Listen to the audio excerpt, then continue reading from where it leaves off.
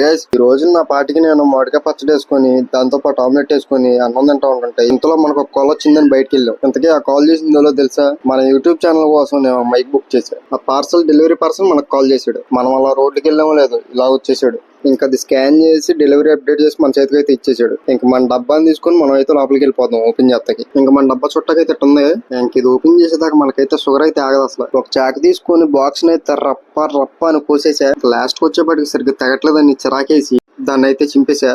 ఇంకా మన డబ్బాలో మెయిన్ ఐటమ్ దాంతో పాటు బిల్ కమ్ ఇన్వాయిస్ కలిపి పెట్టేశారు. నేనైతే ఇన్వాయిస్ ని గిరాటేసి బాక్స్ నుంచే నేనైతే గోళ్లతో బాక్స్ ని ఓపెన్ చేస్తానికి ట్రై చేశా. కాకపోతే పనవల మనకు అసలే చిరాగ్గా, అందుకే పక్కనే ఉన్న చాకుని తీసుకొని మళ్ళీ రప్ప అని కోసేసా.